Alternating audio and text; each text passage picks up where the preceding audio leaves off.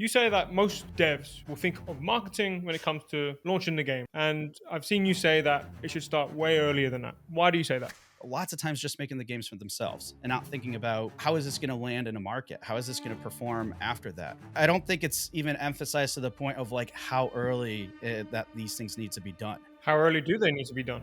Honestly, like right down to the Today I'm joined by a marketing strategist and host of the Indie Game Movement podcast. He's helped dozens of indie studios connect with players and interviewed over 200 industry experts. focus on one, get a process going, and then start scaling. That's a more efficient and effective way of doing things than just trying to be everywhere and then finding out this is way more challenging than I need it to be and it's not helping.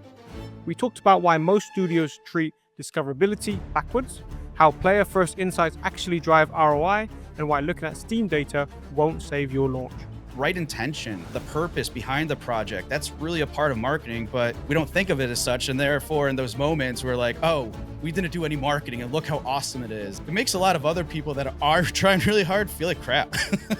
From someone who's helping studios stop guessing and start connecting, this episode's guest and founder of RenGen Marketing, Andrew Pappas. Andrew, how's it going? It's going great, Harry. How are you? Very good.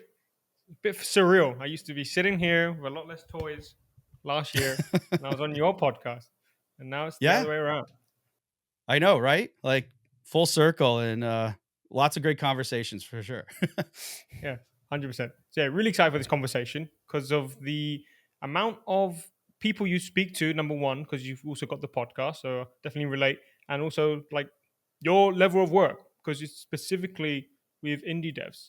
So, Mm, well, I wanted to jump in, and I just found one of these takes online. I really wanted to open with this was you mentioned you get upset when a studio brags about like not doing marketing, but then the game does well.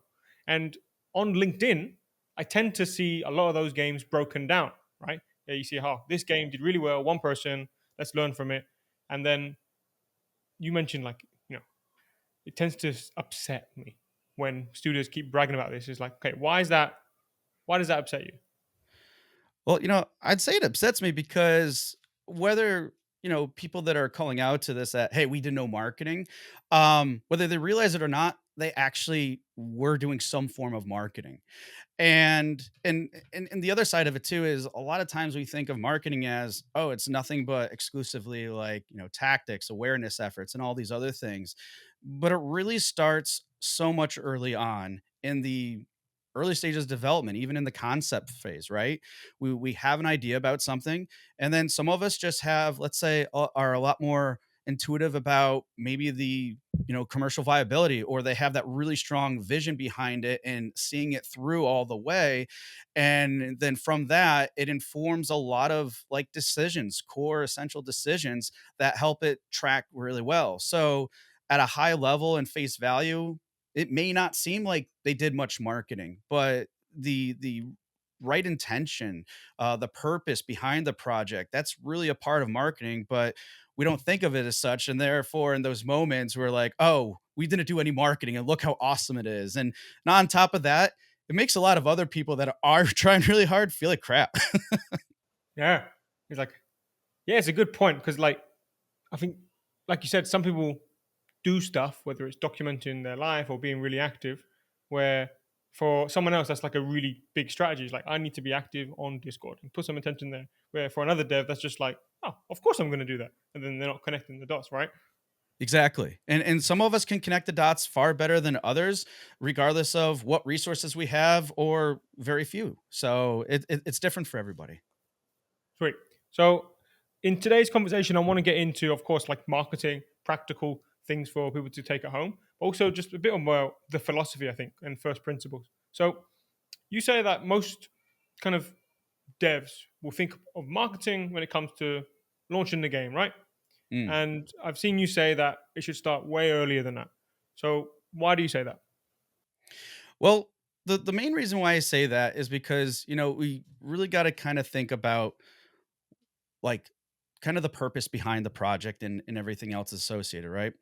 Because a lot of times, we see people with these ideas, these concepts, and let's face it, a lot of us are all familiar with, oh, these passion projects and stuff, whether it's a hobbyist or someone that wants to do it for, business purpose, make a commercial venture out of it.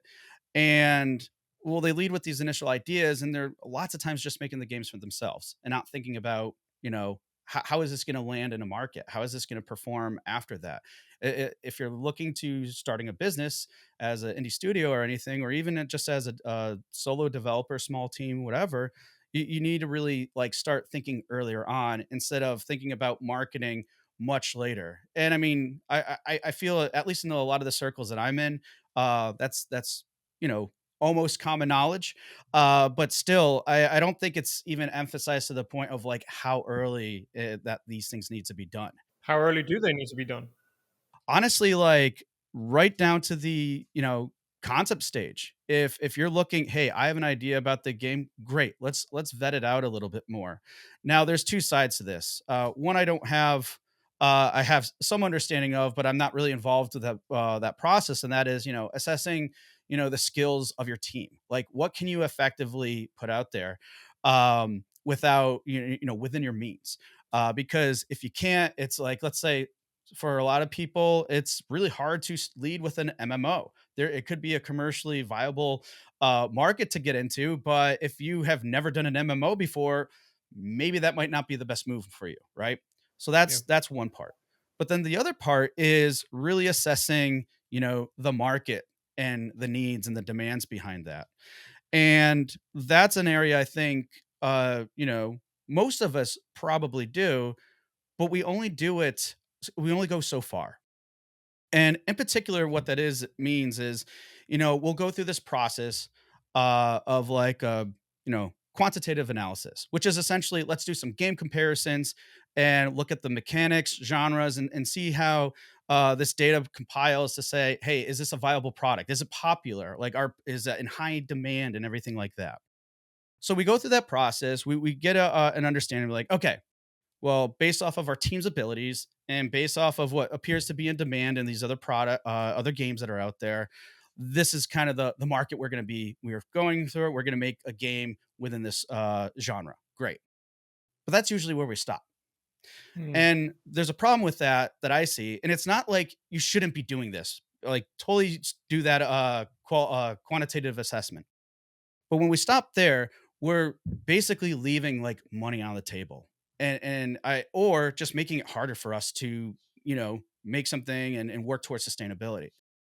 And it's because what I call this part of the process is just demand based thinking. We're solely looking at the demand and seeing how we can fulfill the demand by simply adding another uh, item to the store, another game to the store. But that's not necessarily doing anything, you're just adding something else. There's no real, things that you, like, we're gonna lead in with, differentiating in the product, and, yeah, people will go in and assess other products and games in the market too to kinda start doing that process, but, there's no real system or let's say, focus, or any type of other thinking behind it. So, what I propose here is combining it with another of thinking, which is what I call solution based thinking. And this gets into deeper understanding of the market, specifically with players. And what we're doing here is it's taking all sorts of different information. It could be reviews of these comparison games. It could be, surveys or feedback or anything else that's out there, and getting down to the problems that player have. Now, for some of us, when we think of problems with games, we're like, well, what problems could players have about games? I mean, if you think about it, we're in the entertainment business. So, for entertainment, like, are there really problems for people? Because these aren't like games aren't like a necessity for people to buy. So, therefore, there's maybe not necessarily a need for games in the first place. So, getting it creates a conundrum because we don't think that there's problems really when it's in the form of entertainment. But, there's still psychology behind how players work. And also, I think hearing you say that, like, I have problems with the way games play, right? Like, I'm Mhm. thinking, like, right now, mostly play mobile games. And the way my funnel experience is gone is it a roguelite? Is there a full experience and a meta game that isn't grinding, I have to watch ads? And I just have to filter my way through. And then I'm currently left with Balatro, and there's this other game where it's like kind of roguelite. There's Mm. some ads, but I'm giving it a go. It's called High Roll. And yeah, unless I can pick it up and put it down, that's just my filter. But hearing you say, like, what problems are there to solve? I did a podcast yesterday with John Wright, and he was talking about how Dream Games took what effectively Candy Crush has made, which is like an amazing Merc 3 game, but then added so much polish and then metagame around it, then a completely different way of marketing it, that now, boom, they've just been valued at 5 billion. Even you've taken what objectively you could call like the king, Candy Crush, but then they still managed to iterate, and I think it's because they solved the problem that the players had with the other game. But just hearing you use the word problem, like I've never thought about the word problem here, but like yeah, I guess even though it's not a necessity, it's still a problem with what's kind of out there, right? Yeah, because if you think about it, like, players are looking to they're looking for experiences. It's an escape. There's all these other motivations behind it.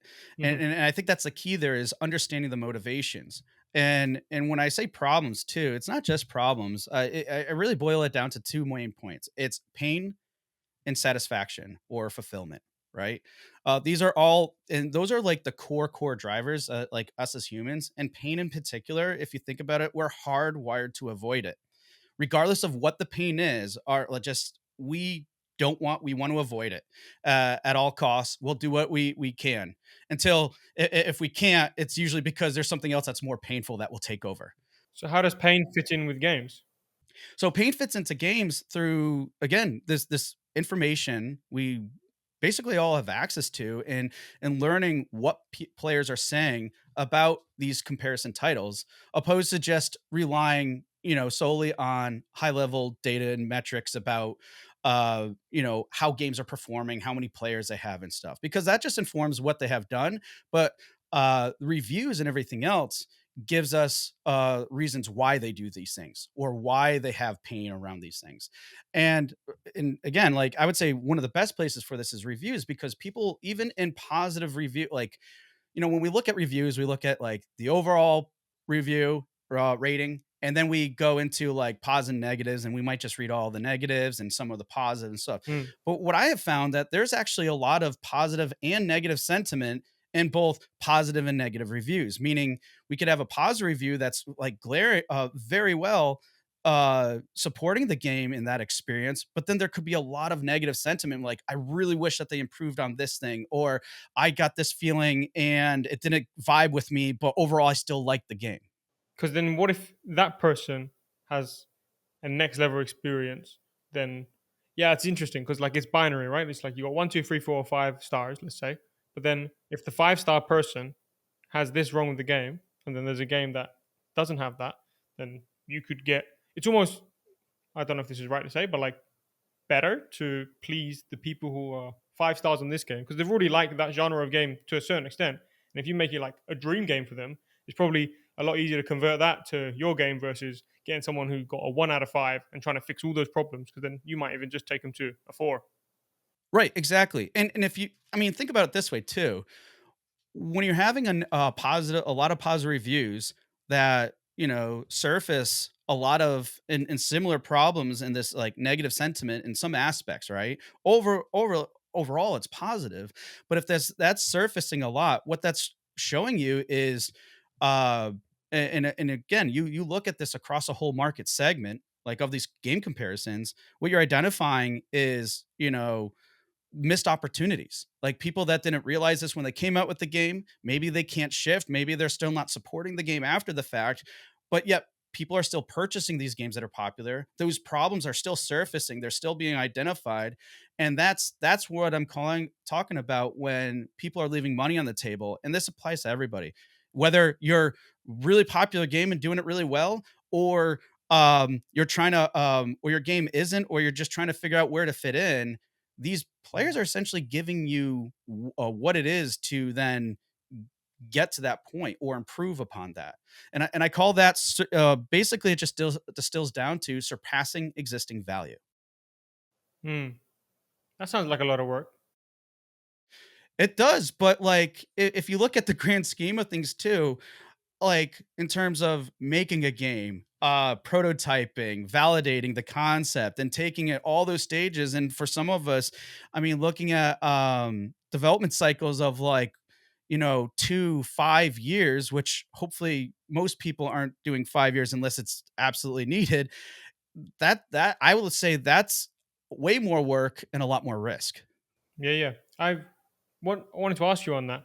I was at Develop Brighton recently, and I was surprised actually. There was a lot of people. I've gone to a stage where there are people I've interviewed back when I was a recruiter, or even just like last year on this podcast, and they've been laid off, and they've gone through that cycle, and now they've started a startup, and they're looking to raise money. And I've had three of those different conversations where people join a startup looking to raise money, and I was very surprised. Two things. So the fact that they joined a company and they were looking to make a game over 5 years, I was like, how is that a plan in today's kind of economy? Like, how do people know what's going to happen in 5 years now that we've got all these recent developments? You've got post COVID, you've got GTA 6 coming out next year. I don't know what's going to happen there. Like, all this stuff. And then you have a 5 year development plan. But then the other thing is, they've raised already like a couple million. They just need a couple million more. So it's like, okay, wait. So people are, some of them, raising money successfully for these big, ambitious games. And when I hear you say, like, let's look at the reviews, it makes sense. But then I'm like, what if I'm making a game which is ambitious enough where it's going to take 2, 3 years? Surely the review data in 3 years will be different. And then, like, I'm always kind of, I don't know. I don't want you. I want to make another Overwatch clone 5 years late, or another Balatro clone 3 years late, right? And I feel like as a lot of the games coming out now are just extraction shooters, which Yeah. remind me of Fortnite. And I'm like, I can see why, but then I can see why some are going to be suffering, right? Like we've had a few big names where live service, big launch, and then okay, goes away. And I'm like, Jesus Christ. Yeah. And you know what? You bring up very good points too about the dev cycle, but it also goes both ways in terms of, the essentially the market research I was talking about too. Because, if for example, there's been cases where I've worked with people on this process and, sometimes they're like, "Oh, let's look at Stardew Valley because we're making a game that's just very similar Valley, but, quality of life updates and things like that." But then it's like, but what's happened though is if you look at older titles in the sense, and you can see how this applies, especially if you have like a very long dev cycle, is well, Valley did a really great thing, but since then, newer games have come out that have already surpassed the existing value of Stardew Valley. How It do you doesn't measure that? When you use that word, how do you measure existing value? Existing value is basically what's currently like available on the what's currently available on the market. And meaning like, so I'll take again the example of Stardew Valley. Yeah, because I'm very curious with Stardew Valley specifically, because that seems like a game where it will be quite subjective whether a game is got more value than the original Stardew Valley. Like, is there an objective way where marketer can say this game has now got more depth, it's got more playtime I relative? Like, see. how can I actually know which game to quote unquote remix or get inspired from? Because where I'm not in the marketing hat, I'm like, okay, what's the biggest game in this genre? Go Yeah. there. But you're saying that might not be the case because of this value. So I was wondering, how do you measure the value a game has? Okay, so when you're talking about value, I mean, there's lots of perspectives in terms of value, but what I'm looking at it from the perspective of this assessment, and diving deeper into supporting this the demand based thinking, the commercial viability of something. Um, we're not looking at value like, is it a good game or not, or do people like it? Because clearly, like Stardew Valley is probably we could call it a great game or whatever. Um, and lots of people love it, and it's going to have high value regardless of who you are or whatever. I'm sure most people would say yes, it's a high value game, especially the people that love playing it and still play it. But we're not necessarily looking at value from that perspective. We're looking at, let's say, maybe market value, meaning, people in general do look like would like to have something new. But sometimes at a certain point, they might not be familiar with what else is out there. They don't know about anything else out there. And as developers and creators, we look at things like, oh, I really love this game. Like, think of all the times we are inspired by games we love or grew up with. And what's the reason we want to create something different and new? Because usually there might be a pain or something that we think that could be added that can make that experience more fulfilling. So even in that initial process, from the creative process itself, we're already looking at things that way of how do we surpass existing value in that sense, and probably a little bit more like technical or practical form, like, hey, this is great, but I want to make that experience better, and I have some ideas on how to do it. That's what I mean by surpassing existing value. It's not to say there's less value or more value just because it's something new. It's just adding like quality of life features that weren't we couldn't do because maybe the tech wasn't available or it wasn't as accessible. Only bigger studios or AAA could do it, but now we can because of advancements. That's what I'm referring to in surpassing that existing value. And there's that part. And then obviously identifying all those pain points that players call out. And you're like, hey, we had the means to address those pain points in our game. And that's how we're going to solve those problems. I want to take us to the listener here. Like, let's say I'm an indie developer, or I'm developing a game, and I'm thinking about like post-COVID, GTA 6, AI. We've got these three big market forces, and like the old game problem has come up on this podcast quite a bit, where there's so many other games which is taking everyone's time, and it's just very different to how things were 5 years ago.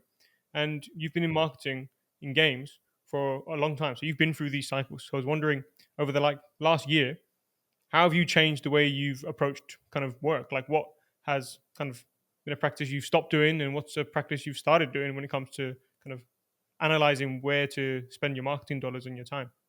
Yeah. Well, that's a great question because when I got into this business, I started on the side, was working at a full time job, like many of us do in this industry, especially devs and studios. And then when I went full time and stuff, a lot of the mentality I had was, thinking about it was freelance based. So I was always thinking about the how or what actions do I need to take. Right. And it's very specific around that. And that's what I picked up on from the industry and just kind of followed suit and went there.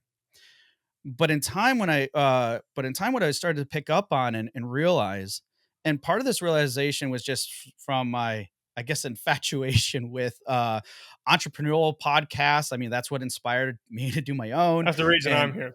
yeah, right. if I Like, didn't have Tim Ferriss podcast and all that stuff, yeah, literally I yep, listened to that throughout uni, and then it just became so normal to me. It's like, oh yeah, I'll start a business, and then I realized not everyone has had that podcast education where for right, three right. years it just becomes so normal. So yeah, I definitely resonate.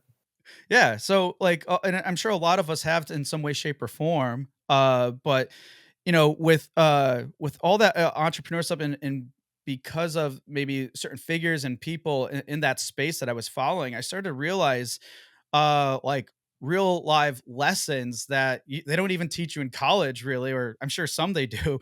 That's like the one of the biggest components about like you know creating products just in general is really like, yes, a lot of people lead with what's something I can create myself and solve a problem for. And more likely than not, other people are going to have that problem too.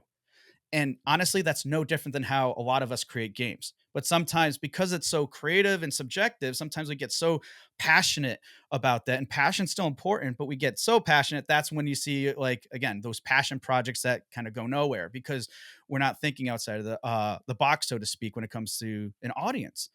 But so what I started realizing is, we have that process, and then once you got something, now it's like, okay, we got to get it out there.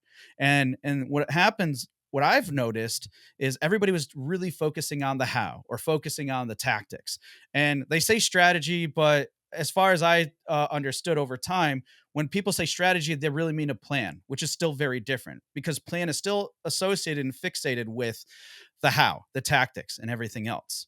Can I ask you then, what's the difference of a marketing plan versus a marketing strategy? A strategy is really a concept or like thesis or an idea, like kind of like this vision. And it can be pretty focused and whatnot. And you can even go deeper where it's like, let's say, internal facing or external facing, meaning like this is what I share publicly with people, what our strategy is, and this or outward facing, but our strategy internal might relate more to culture, right? Mm. So, sorry, not necessarily public facing, but like this is how we're going to act outward when we create awareness and everything, and this is what we're going to do internal with our culture. But ultimately, a strategy is like this theory you have in terms of what are we going to, and it's a lot of cases. I think it's most helpful if you leave it fairly broad, because then it's open to interpretation, meaning like you can easily pivot but still follow that guiding principle in light. And that's what the strategy really is. It's a guiding principle. It's like your north star. It's not really definitive in actions because it's just guiding you to there, and then from that point then you're determining what those actions are. But a lot of times we just lead with the actions. We don't necessarily think of what the final thing is outside of just thinking, oh, the end result is let's get a lot of wish lists and hope that it sells a lot on Steams. But that, and again, that leads into another area which is more out-based thinking. But that's what the Yeah. strategy and the plan is. Again, just those step-by-step lists. What are the actions we take? What platforms, etc. Those are the differences, and we tend to mix the two, and lots of industries do that. Yeah. So, like you brought up wish list there, and I can imagine, like if you just had a marketing plan, it would be kind of like that the trope where you ask GPT to make a bunch of paper clips and then it like devours the world to make as many paper clips as possible because the goal was make paper clips.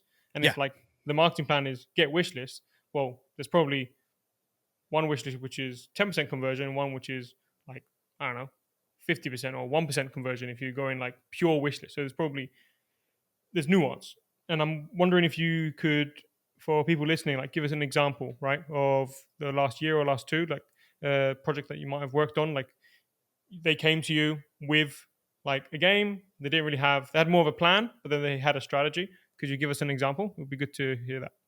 I might have to give like a kind of overall or general example.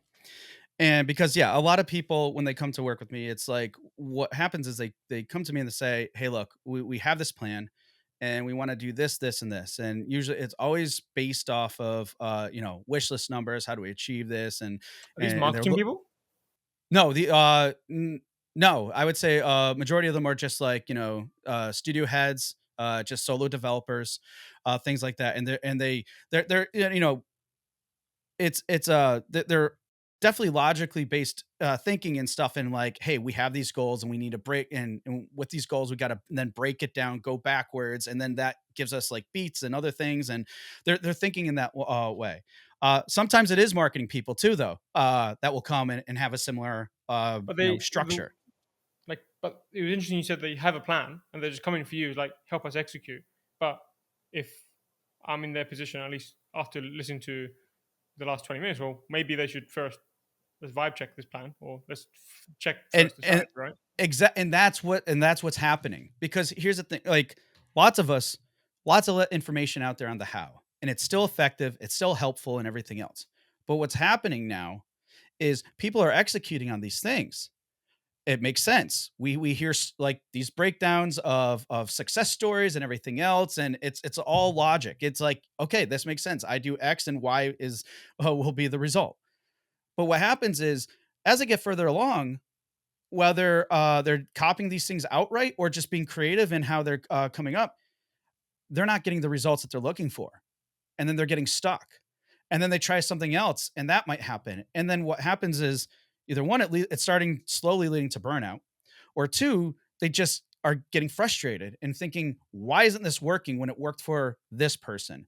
And yes, I mean, some of these things are they're anecdotes. They don't apply directly, but it still gives you a good at least somewhat of a foundation to work from, to kind of explore and experiment. But people are still getting stuck, and that's when they're coming, and that's when clients and stuff are coming to me, because they're like, we're doing these things, we read about them, but we still don't know why nothing is working. And that's where the answer lies, is in the why, because their intent behind it is still solely based in a lot of cases on outcomes. They're looking strictly at the results. I want wish lists, and that's the end all. And it's not so much, I would say, even though it's still good to consider what the example you led with before, like 1% conversion, 10%, all this other stuff. It's really more about, instead of looking at things from an outcome perspective, which is more based with the how, you want to look at things from a process perspective. And that's the why. That can be broken down in different ways, but like the processes of not so much of like, hey, how do we do this and how do we scale? That's more of a logical based and an effective way of making things as efficient as possible. But part of that process is also like, well, why are you reaching to these particular players? Are they your ideal player base? Is there a broader audience you can tap into? How do you communicate with them?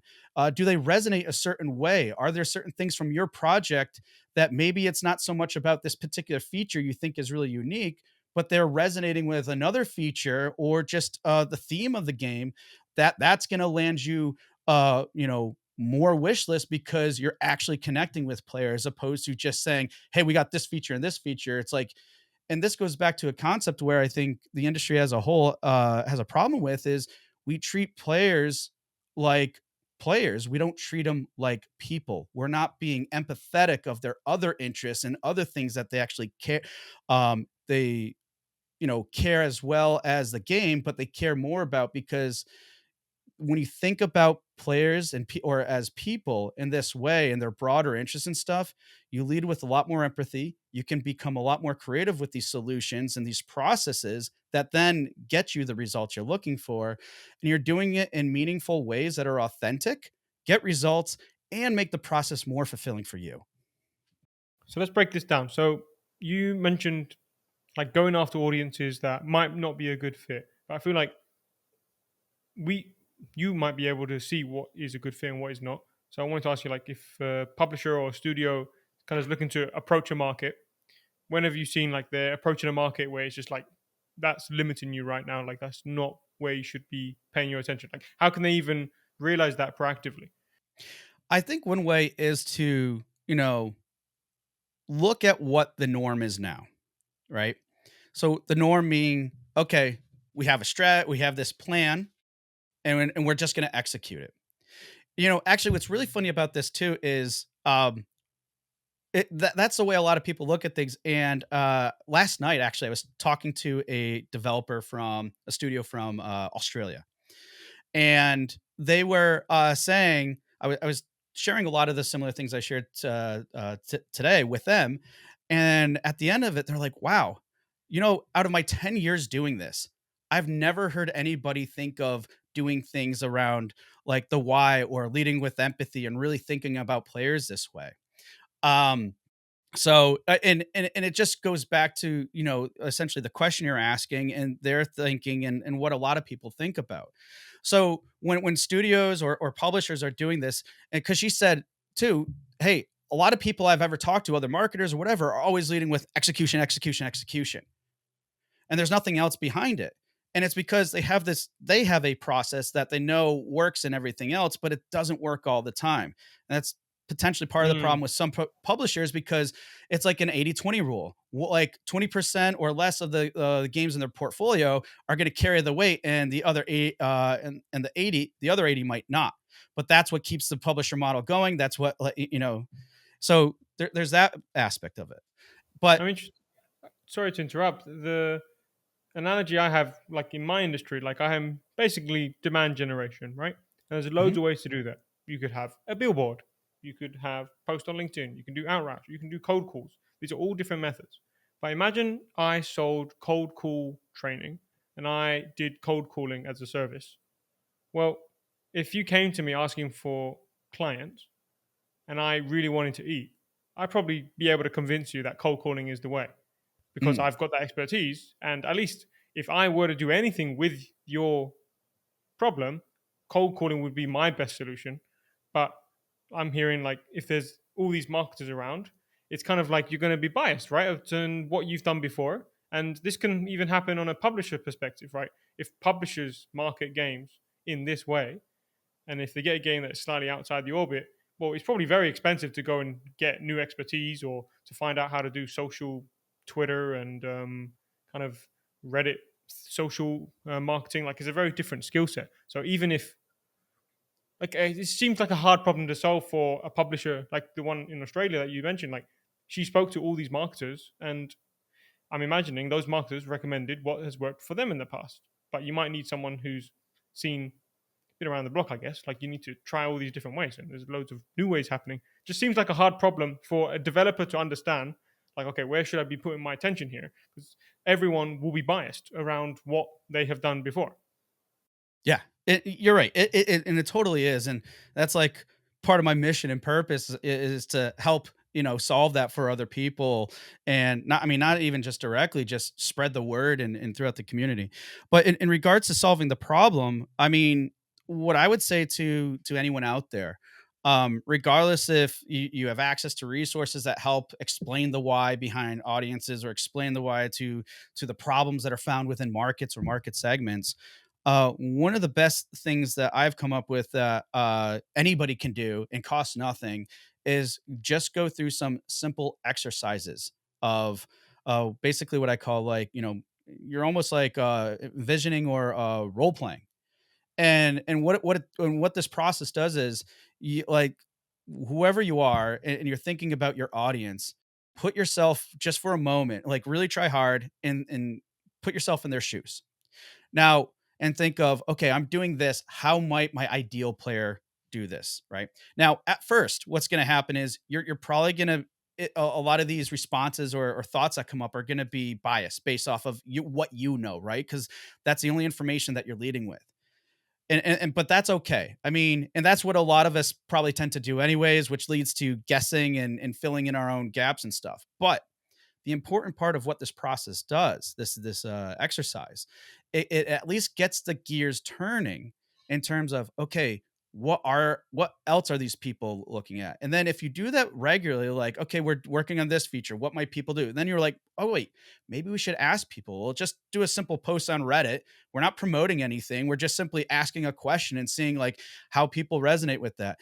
And then maybe you tweak that and stuff. And again, it starts those gears turning. It starts that process. You start thinking about different and new and creative solutions, leading with an empathetic, with empathy and this empathetic approach, where you're gonna start be able to come up with new and different and creative solutions to these problems of, hey, we're doing our checklist, we're executing, but now we're getting stuck.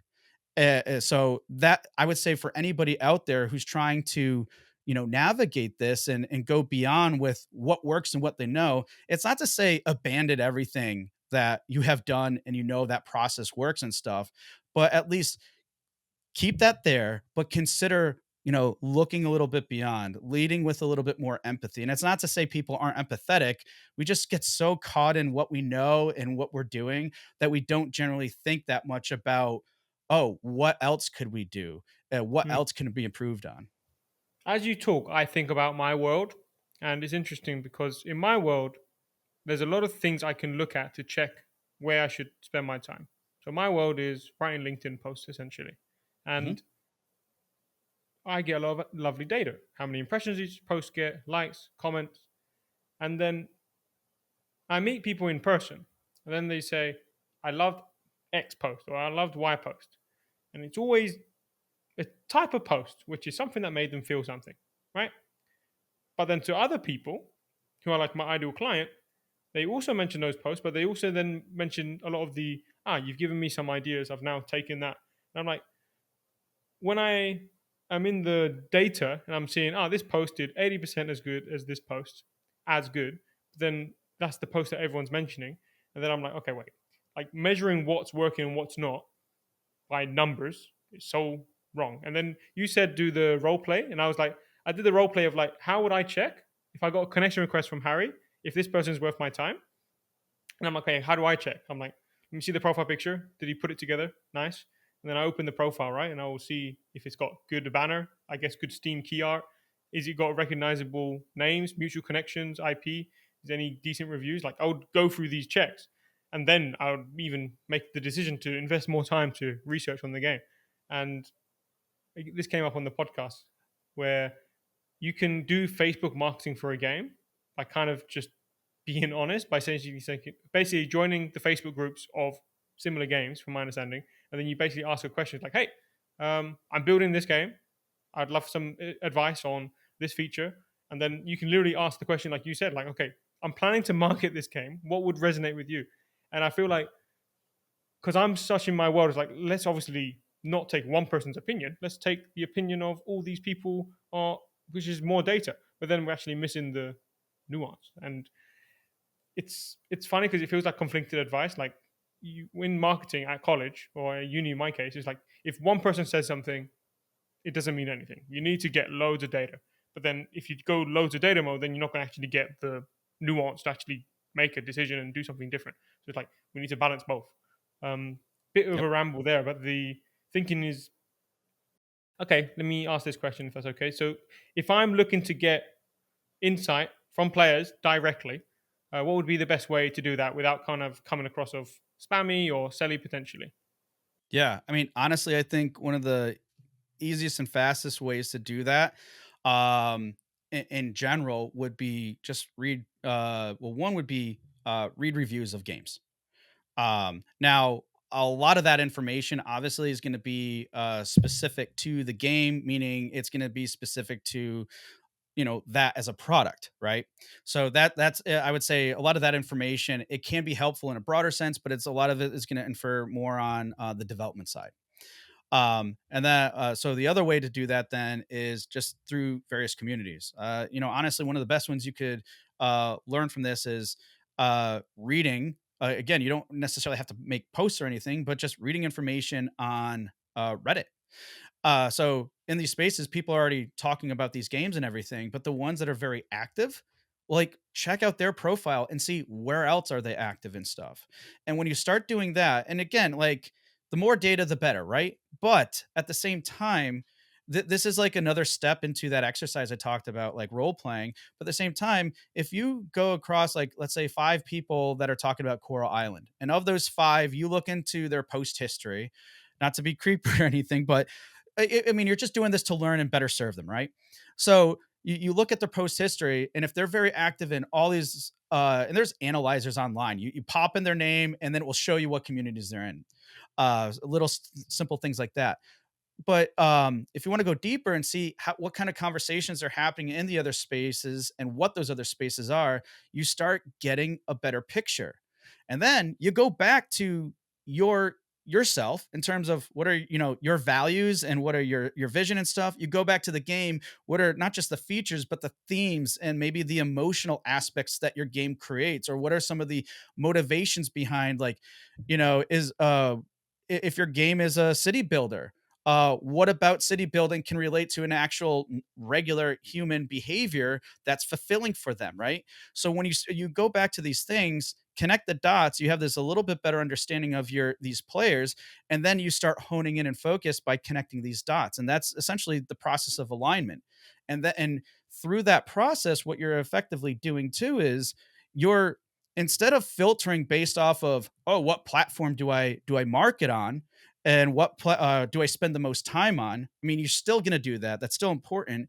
But what you're also doing is alignments allowing you to filter out and connecting with the right players, serving that specific audience, as opposed to just blasting it out into whatever channel or platform in hopes that you're reaching the right people.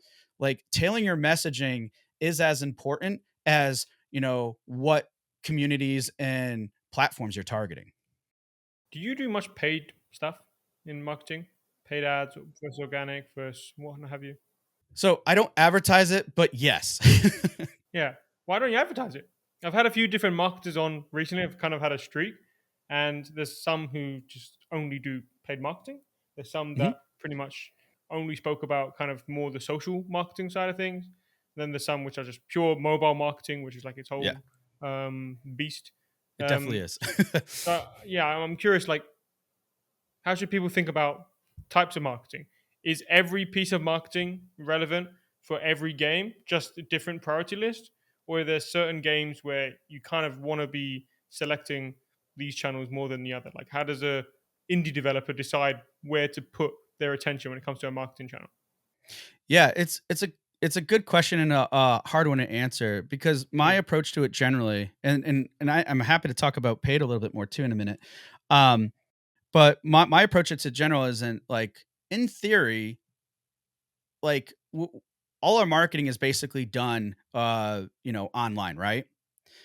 Like, I mean, Yeah. yeah, there are events, physical events, but outside of that, it's basically online. Outside of like maybe word of mouth, which still is going to happen online, but everything's Sorry, pretty. just to touch on this, do you Yeah. would you include an announcement at an event online. You get me? Like if you're like for is it Next Fest? Like there's somewhere you get one big announcement or Gamescom or what have you of their game, and it's part of the launch of a game. The fact that it's done in a physical spot is that Yeah. online Oh, or I'm speaking online. If it's on the internet, it's online. So any activity on the internet. But if hmm, but so like but I mean, physical might be you're at an event, you have a booth, and then you're doing promotion or network or whatever that way. That and sure. so all I'm saying is lots of the activities that we do to create awareness and marketing is almost exclusively online.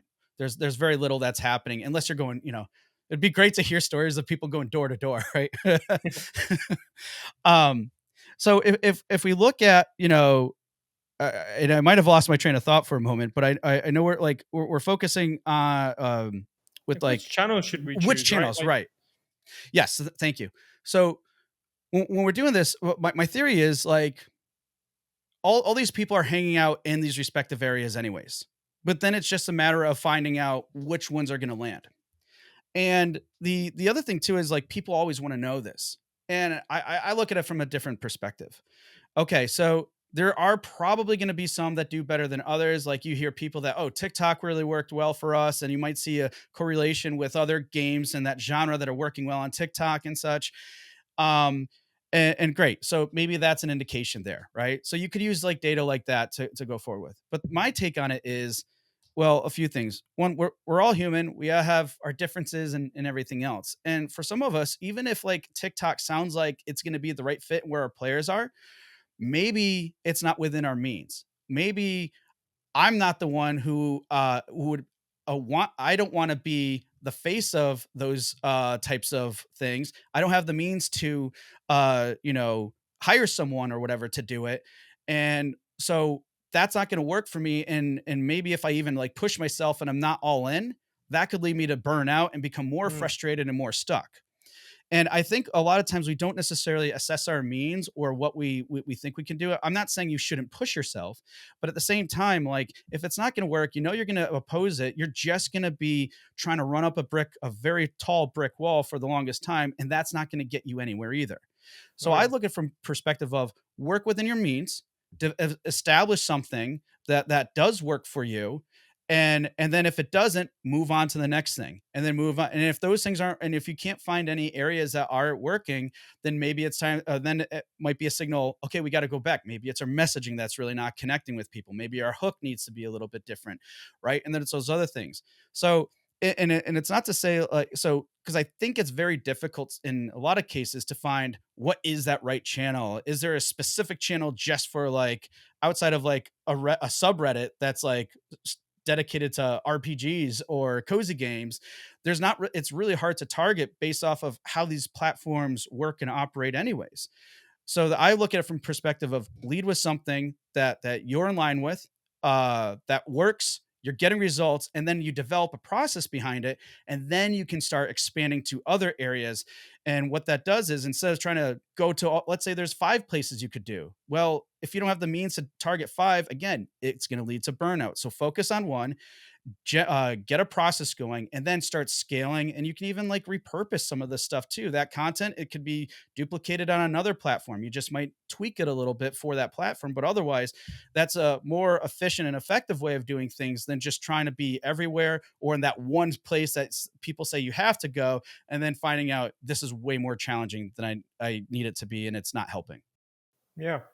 Again, the analogies with what I'm doing is a lot like there's types of content you can make on LinkedIn. You could do images, videos, you could DM people, you could do live streams, you could do newsletters. There's like too many things for one person to do all incredibly well, unless you build processes and then you got all that jazz. And I want to take it to gaming now because I think like when you said play within your means, it really clicked when I understood it. Like you have a certain strengths, even if something objectively with other games, it's better to be on TikTok. If you don't have the strengths, you don't half-ass it. Like you want to full-ass everything. You want to full-ass it if you're going to actually do it, Yeah, right? So yeah, I think that's the way to say that word. I'm not American, but maybe I that love is the it. way to say it. I've never openly said that to people like publicly and stuff, but I have always thought, yeah, you got to full ass that. Yeah, you literally just got to full ass it. The hmm. You mentioned marketing process, and I can understand it in my world where it's like before it was wherever the idea came from, then we're writing a post. But then as soon as you get to any reasonable scale, you can't rely on that because then you get burnout. You're like, where is it going to come from? So like now our process is interview and then Slack messages. And Mm. we make sure that the interview is prepped for and we get the most out of that interview. And that's how we get our content, for example. But when you say marketing process, that's a lot of the time, from my understanding, like it might be like the founder dev, or in a bigger studio, it could be the marketing manager, but like they're making a process to make, I guess, content, right? Whether it's paid Yeah. ad copy or organic. So could you break down like what a marketing process is like within a studio? Like what does it actually look like? What I would explain, or what I would understand it to be, is, hey, we have some like key images or types of like, gameplay or whatever that we want to show, right? So it gets usually distilled into, hey, what's this really good screenshot? And a good screenshot, one I would call out to, is saying like it has a lot what I call visual context, or has enough context, so when a player looks at it, they're like, I get what's happening here. Yeah. Because there can be a lot of disconnect sometimes. A dev knows what's going on, and player sees is like, it's all dark. I have no idea what I'm looking at. Yeah. So there's that. Then there's going to be video clips, right? And I think that in general, though, the process is more about, we're getting this content. A lot of times it's more visual oriented, which makes sense. And then we're then going to like have a plan to and put it out there. Now, that's how I see that process working out a lot. But then I don't think there's and this goes back to what I've kind of shared earlier about like the why. But why is that particular piece of content better than another one? And the like, what is the intent behind it? Well, and again, a lot of times it's outcome based. We're going to see what it gets for results, and go from there. But then I think a different way to kind of look at these things, to maybe improve some existing content creation processes that in marketing and awareness processes people have, is, what is the intent of it, and how is it serving the audience? Like, what is going to be, how do we, let's say, let's lead with like, how do we resonate and connect with players, as opposed to just excite them? And because I think excitement creates more results, but excitement and resonance creates more trust, more Yeah. builds can start building relationships. And you can then look to like it's a big thing for us. Like we literally called it trust content. Mm. Before I called it attract content, and I realized that's the wrong word because if I call it attract content, then I'm going to optimize for views. But if I call it trust content, I need to actually optimize for what are the comment section saying? Who's on the post? Is it people we want to build trust with? And then it's really funny how if I just took someone's directive as go give me growth on LinkedIn, but then I just ignored all the nuance and just realized you just be going in the wrong direction for like months and realized, where are the extra results? We thought that more X would equal Y. It's like, no, we need to check these boxes, right? We need to make people feel this. So I think I'm hearing you. I just want to understand one thing, Andrew. The marketing process, like you can have a way of getting, visual content and then putting it out there. But what I'm hearing is more attention can be made into how do we measure results, or maybe just like internally. Yeah, I guess like for me, I'm a very data guy, so like couldn't you just measure how much it resonates by looking at the sentiment of the comment section, for example, or seeing how many people share it? So like when you say it needs to have that intent behind, we can still measure that, right? Yeah, I would say so. And here's the other thing too. The reality of it too is, just because you're leading with this, let's say, purpose or intent focused content, it doesn't mean it's gonna like, skyrocket or go viral. It can, but it doesn't necessarily mean that. And I'm saying that too, because a lot of times we might lead with something different. Like, this is a new concept maybe for some people, and they try it and then it doesn't work. But it's like, well, how long were you trying for? And that's Yeah. where, consistency is a factor too. But in terms of measurement, yes, absolutely. It's honestly, I would say it's no different than how you would measure any other form of content too. But this time we're not so much focused on the the impressions and all that stuff. And I would say you're going to get more value and understanding if you have comments. Now, you might not get comments right away, and that's okay too. But so that's why I would be like, just and maybe it's just something that you try this type of content, and another one that has this intention, and another. When I run ads for people at times, I do the same exact thing. This is very, very focus based and everything else, and this is what we're going to go with. And this is has a theme behind it. Like this ad copy is focusing on more, and a lot of times too, I'm doing this for testing purposes so we could validate things faster as Yeah. opposed to going on social media and such. But it's like, well, this one has a theme around identity. This one has a theme about, like, it's there's one game I'm doing, it's a espionage strategy card online card game, and this one might be more about recruitment because we're like recruiting agents to be in this game and stuff, so we're more thematic, right? The other one's identity because a big concept of the game is like who you are as these different agents from different like factions all over the world and stuff, right? So we have these different thematic ones, and then we have ones that are like, okay, let's just try to excite or do these other things. And just try it that way, because I'm not saying, oh yeah, you always want to be like, connecting and resonating. I mean, I do, but if the other thing is working, then I wouldn't say go away for that, and see what you get for results. See what people are coming in. Maybe you're getting a ton of wish lists from one thing, but you're getting a lot of people in your community Yeah. on another You type can of stick thing. around for the other stuff. Exactly. And that's the thing. It goes back to, if you're just exciting people, yeah, you can still do those things like establish trust, build relationships and stuff. But the things that are connecting and resonating people are more likely to get those people to be like, wow, they're making a game for me. Wow, because of how they communicate, I feel like I almost like know them. It's like they know me almost and stuff. And when you're building that type of connection with players, they're going to be the ones that are really those ideal ones that are more likely to become advocates, that are more likely to help with like word of mouth and all these other things. And that's, I think, the key difference there. So, but it's I will say this, it can be hard to measure all that. Like in this data age where we're all online and we have multiple devices that we're swapping between two, it's super, super hard to connect these things. So it's almost like keep an open mind and be aware of all these activities that are going on. It's, yes, it's a lot to consider, but if you don't look at it that way, again, you might just keep going back to the habits of we're only going to be outcome based. And you could miss these great opportunities when you're building relationships with people, but instead you're just looking at the wish list count. Yeah, yeah.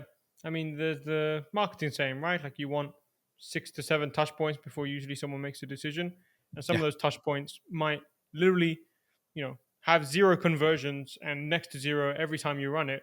But it was required for someone to actually, spend a bit more time digging in and then buying the product on this next one. So, like you said, um, I found something interesting now. I've implemented in my business, and I'd recommend it to anyone. It's every time you bring on a client, you write the entire buyer's journey from the first time you've exchanged words to when they actually gave you money. I can imagine this for a game as well. And I was very surprised. So, like, I thought all of my projects would be like, around 30 days. They sent me a message on LinkedIn, went on a conference. I actually did it for like 6 of my highest clients. It was a 200-day sales cycle, something stupid. And the first time they messaged me, one of them messaged me day 3 of my business. And I replied to him saying, yes, let's work together. And then I had the call, then they never followed up. And I didn't even clock that. Then, literally, at Nordic Game this year, we booked another meeting. And then it finally hit the thing, and then they've become a client. And I was like, I thought this was a 30-day exchange, but it was actually they were involved in my world for literally 200 days. And I just never considered that when before I was like, oh yeah, go conference, get X amount of meetings. But like, okay, imagine I only went to conferences and never shared what I was thinking online or never did these podcasts, completely different thing. So that's how I explain my podcast expense on the accountancy thing. Cause like, I don't know, it's very hard to measure exactly what if it's affecting what, but I know it's definitely, a big plus. So, all right, I have an idea. You gave me an idea that I think a lot of people might like. Hmm. Um, with what you just shared, I think it's brilliant. It reminded me of something similar I read in a book. Great book. I highly recommend everybody reading it. It's Which long, but one? it's worth it. Influence, the psychology of persuasion. And there's a section in that book that talked about this guy that they were talking about who's great at car sales. He didn't have a lot of like I guess training or something, but over the years, and one thing that he did everything I don't know if it was every month or every year, he sent out a card to like past people, and it was a Ah, full I read this book. It's a very good book. So it's on Spotify as well for free, for if anyone's paying for Spotify. awesome. So, anyways, that factor alone is one of the things that he attributes to why he was so successful and made so much money at his job. And obviously he was still personable and everything with these people, but it was just having that touch point that made all the difference. But back to what you were saying, like first off, I love that you did that. That's like I'm like, wow, that's freaking brilliant. And to really understand that, because what does that do? That gives you more understanding of what that journey looked like and everything else. Now, as you were saying, I was like, why don't we figure out a way to apply this to studios and developers, Well, I right? think we could, right? We could just ask 50 players. Could do you mind telling us your buyer's journey? We'll give you some currency. Because one thing I want to say, Andrew, I've already shared this with like a couple of my clients, and one of them said, "That's crazy that you say that," because we worked with one big studio co-development project, and then they released a game. So I emailed them saying, "Hey, congrats on the game. Hope you're well." And then they replied saying, "Ah, thank you. Um, actually, this email just reminded us we need you for the next project." And then they signed a big deal. Literally, and when they sent the email, the guy who was telling me, who's like, "Yeah, I wasn't thinking much of it," but then you realize people just forget. They just don't Yeah. know who you are, and they knew you were there. And another thing in my buyer's journey, I found out, maybe it's relevant to games. 5 of my biggest deals, it wasn't the founder that found me. It was the manager, the marketing manager, a friend who was like, "Ah, this person's relevant. Maybe you should talk to him." Like, at least half of mine wasn't the actual person making the decision. It was a trusted person that then recommended them Yep. to check it out more. And I can imagine that in games all the time. Like for me, I outsource a lot of my decision making for games to streamers. So I would just say, "Hey, are they talking about it? Yes, cool. Maybe I should now talk about it too." Yeah, absolutely. But so I want to take it a quick step further Hmm. and apply it to for maybe like a B2C. So like, a studio to player. Yeah. Now, obviously, it's going to be hard depending on dev cycles and changes and everything else to find out, like, hey, because, okay, that's great, but they can only buy the game once it's available, right? But then it's like, well, let's break down like key points that are important during this whole process. Well, one is getting your demo out, getting to play that. Maybe another one is you're launching a Kickstarter and stuff. So if you can get a sense of maybe you're not going to get like be able to attribute any information of like, hey, like say in your case, how many touch points did it take before they actually bought the game or whatever, or maybe after the game launched, that's going to be a more current topic. But let's say before. So then again, maybe you can start going through some exercises of what are the current expectations in the, let's say, well, I'm using market here in a much broader term of, let's say, uh, maybe we'll take like a Tim Collins approach to Good is Great, another great book, where you assess all the games that meet this criteria. And let's say games that had a Kickstarter, games that then had a demo, games that went to early access, and then games that launched, right? So you have like these, four major big touch points. And now let's assess out of all those games, what ones did very well, and you can set that criteria, and then you distill it further and be like, okay, and what were the time spans in between that?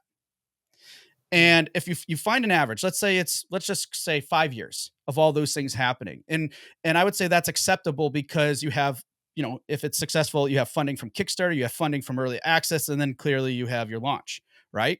So I'd say that's a good number. And now when you start breaking that down, you can get an assessment of, well, what is the average time that those events happen, and within that number, you're like, can we hit that number? Maybe go a little bit beyond it, or can we shorten it? And if you're able to shorten it and hit all those things, you're essentially almost setting clear you're within the expectations of what the general market or player base has for those types of journeys, right? And if you can deliver on that, it really just goes back to my principle from before. You're surpassing existing value in the terms of you're able to so the value there is the expectation, and you're now able to cut that time frame down. And then if you Hmm. can nail that down and duplicate that process with the next project and the next one, like that could be a pretty cool model. But again, that just all came from you sharing how you better understood what that journey was like for people. Have you heard of a video sales letter? Yeah, I think I have, or I think I know what you're referring to. So it's like someone comes to the website, they're welcomed, and then it's usually you, and it's quite a formulaic type of process right now. The one that's down is like, hey, quick origin story of me and why I'm like the man or the I woman to think help you. Donald Miller does a lot of that stuff, I believe, or similar. Anyways, Yeah, and it's like a short video. You explain like, look, you're in this situation, we can help. Here's how. Let's go to the next stage. And then what is funny is I found a podcast can just be a better video sales letter. So what I had is I had a podcast with one of my mentors, Jacob Peggs. He's now changed his video sales letter to my podcast with him. So when he gets someone into his funnel, he points them to say, "Hey, before we book a call, make sure to watch this podcast so you can learn more about what I do and what have you." And what we found is when someone watches a podcast, the reply rate goes through the roof, and the conversion rate on the call for him was a lot higher than versus what he had before. And I think the reason why is because you're taking them through those journey a lot quicker. So a podcast can build trust. You can yeah, show expertise. You can see what it's like. You can see the energy, see the vibe. Where if you had to do that through text, or you had to do that through snapshots of a game, it would just objectively take more time and usually stop start time. So you might have to see the same thing 4 times in a row. So I found it interesting when you were saying, okay, find what points were hit in other successful campaigns. Like, okay, it took them X amount of time to have all these moments. Could we not just have it quicker and maybe have, I don't know, a behind the scenes dev situation, or there's a situation if they want to join the Discord and get a lot of information very quickly, they can. So like little stuff like that where we understand what points does a buyer need to go through to kind of get more confident in a buying decision. It's all right. right. Are we artificially making them wait because we have to release the feature trailer, which is only going to come out 3 months before the game? So they're never going to be able to make that wish list decision before they actually see that. And then we've just missed out on all that stuff. Like we can just make sure we can hit those points as soon as possible. Yeah, and I'll add one more thing to that because one of the biggest challenges that everybody faces, every industry, is time.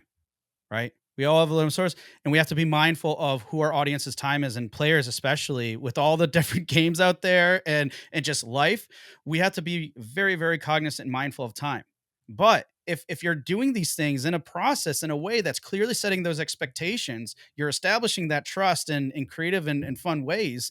Well, you're going to be prioritized because you're connecting and resonating and Yeah. building that relationship. And then you're also, because you're setting those expectations, you're and having maybe different types of touch points and bigger touch points, right? Like those around those bigger events. Then when those expectations are set and you're establishing that thing, you're going to be more top of mind than anybody else. And Yeah. that's how you can potentially capitalize on player time more than, the next game. Yeah. I think also making sure like these are entertaining, right? Like, Mm. do someone enjoy consuming this, whether it's an ad or a social ad? We'll close off soon, but I don't know if you saw any of the marketing on Shorts or TikTok for the new Superman movie. I It was, haven't.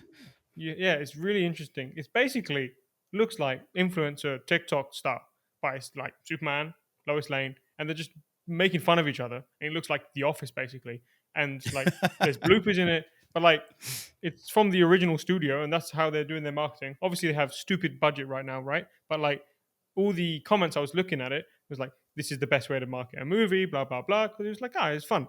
And at the end of the short, they were saying, "Go watch Superman. Go watch Superman." Oh It was yeah. like it was very cool. So many quick two quick examples of that. One was well, Ryan Reynolds with Mint Mobile. I will Mm. talk nonstop about his ads because they're just so fun, they're entertaining. Or main thing was anytime they came on, it was the one ad I would never skip Yeah, because I you're like, just always got to. Yeah, it was always different. It was fresh enough, and even the same one, I'd be like, okay, this is. I just watch it. It was fun, lightweight. It's great. Another thing too is with there was one client I worked with where I did do ads, and we were trying to like, what can make an ad that much different? And we didn't do a deep dive on their audience or anything, but I did ask a lot of questions to get to know it better. And we're like, let's lead in heavy with this. And I even use this as an example in my GDC talk from this year. And what we're getting from comments and stuff where people are like, I wish this game purely just from this ad alone. Because like, and then people are like, wow, it's really intrigued. But there's a lot of comments associated with that. And it's just because we really took the time and energy to think about what is it going to be different and come out more and kind of like get these people. And they were calling out this is the ad, and the reason I'm wishlisting is because of the ad. And then the Steam page and everything else does the rest by communicating what that Mm. experience is and making sure things align. So yeah, it's crazy how that stuff works. I wonder what you had for the hook there, because I'm just thinking a couple steps here. Like the Superman, quite, there were ads, right? I mean, when I think about it, yes, it's content, but they put money behind it. They paid the actors to make these shorts to promote the movie. So it's marketing. But it's funny when I'm watching it, it just feels like they're making me feel good. Exactly. But and like, and I don't scroll. Is what I'm trying to say. It's not yeah. like coming this summer. I'm like, okay, bye. So I'm Yeah. wondering what hook did you use for that ad? Was it a video ad? Was it a banner ad? Was it? So it was simply like a static image ad. And Hmm. it was all, I would say it's primarily in the copy, but the game itself is very similar to like Portal. Okay. And we were using a lot of the humor associated with Portal. So there's So we're human, right? So it's yeah, not. so I think that's massive. but and it's not like crazy humor or trying to be like super inventive because sometimes humor can be hard. But like some of the things like in the description field, it's like wish us this game or don't. Like Yeah, we no, it's like perfect. Yeah. yeah, like you could do this or don't. We don't care either way. And the people are like, okay, you got my attention. Like I want to know more. And they're like, all right, I'm in. I love Portal. And we didn't even mention anything. We never said anything about Portal, but just from the humor and the context alone, they already made that immediate Nice. connection. Yeah, very So nice. Awesome. Closing off here, Andrew. You, in a very unique situation, have also interviewed 200 gaming leaders, and this is just a personal curiosity. You've kind of had like an unofficial education, right? Like when yeah. you're looking across all these people that you're interviewing, what's if you wanted to close this podcast and maybe something we haven't covered today, what would you want to leave them with? Kind of based on the conversation you're having that maybe people aren't thinking about, but they should. Geez, because there's so many things, at the end of our podcast, we always ask the questions like, what would you summarize? What are, three tips or suggestions Yeah, I or remember. advice you'd give people Yeah, listening? I'll give that back to you. What are three suggestions you would Okay. give to someone listening to this podcast? um, I know this might come off a little biased because it's a key area that I'm focused on, but I will say is supported by a lot of guests saying this too, is like, do your research. And what that means is not just know the numbers, but again, do the exercise, do the work of knowing your audience or get to know your audience as best as you can. I mean, hey, we're going to have to take guesses regardless of how much information we have or don't. But why don't you do it with, the right intent? So know your audience is one. Um, the next one is, geez, it's hard to come up with three on the spot, but I'll just say with what I think would be good. And I think, the sentiment of all the guests, you know compiles to is really lead with empathy. And again, I want to call out, I'm not saying that I don't think people in this industry are empathetic. They definitely are. This is why when I was initially going into film and then moved over to games, I'm like, oh my god, this place is so much better than the film industry. So you all are awesome and empathetic, but but we get tunnel vision, we get too focused sometimes on the things that are going on in our own bubble, in our world. Just lead with a little bit more empathy. One guest, Philonema Schwab, actually, she made something that stood out to me, and I try to practice too. And when I say lead with empathy, don't just think about your players and put yourself in their shoes, but think about just other people as a whole. She would do kind of like little things where she would go out and she saw someone and they had like a nice outfit on or something. She would go compliment them, like because she said a lot of times I wouldn't do that, and then I'm like, why not? Just say it. You can make a Oh yeah, difference in that person's day and their life just by saying that. And she did that, and she noticed like so many other cool things. So while it's a specific thing and maybe a little bit unique compared to most guests, that's when that really stood out to me. And I think just leading with a little bit more empathy and carrying that even beyond players can make a huge change. And then I guess the last one, a few guests have called out to as well, is just you know it's okay to challenge stuff and keep an open mind. Meaning, if people keep telling you, "Nope, this is the way," great, awesome Mando comment, but it means that there are you it can be broken, it could be explored or at least like improved upon, and because if we lead with this idea of, "Hey, this is the way we have to do things," and everything else, it's just going to make it harder to stand out. So if you're thinking of other ways and things, uh like just keep an open mind, because I think that's one of the main things that's really limiting us, is that we don't look beyond these things. And again, what helps us do that is with that whole purpose and practice of being empathetic. So I would say that my three things: do the research, be empathetic, and keep an open mind. No, I love it. And yeah, it's, when I listen to you speak, it's hard for me not to think about my world, but there's a lot of overlap, and I've learned those lessons on my side. So I think they're quite universal. Oh, absolutely. Because a lot of these things that I have learned and how I'm applying it here came from the entrepreneurial space. It came from Hmm. my experience in agencies where, yeah, it was B2B stuff, some B2C, but it was different industries. And everybody thinks, oh, my is different than theirs. And another thing, it's like, it really isn't, but it feels that way. Yeah, yeah, exactly. Great. Andrew, thanks so much. How can people get in touch if they want to work with you, want to continue the conversation with yourself? Sure. Well, I'm on LinkedIn. I'm pretty active in posting a lot of like similar types of insights that we discussed here. So you can follow me on LinkedIn. I think it's like Andrew Pappas, RenGen, or just Andrew Pappas, and you Yeah, it'll should be be in the able to link of find the me. description. Um, Also my website, it's rengenmarketing.com. And also that's where you can find the podcast too, called Indie Game Movement. And where we talk about the marketing and business of indie games. And as you mentioned before, Harry, you have been on the show before with a lot of other people. And it's you can listen to the show on the website or wherever you listen to podcasts, so Spotify, Apple, wherever, you should probably be able to get it.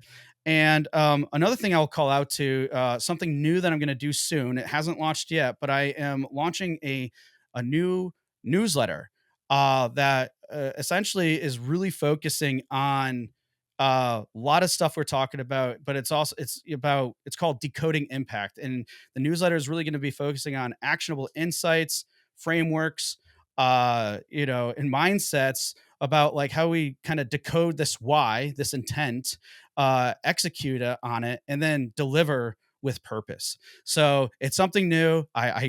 It's really focused on these key early stage and other different things that I think could be really impactful and insightful for a lot of people. So those are the ways to reach out to me, connect, follow me, whatever. I'm always happy to talk.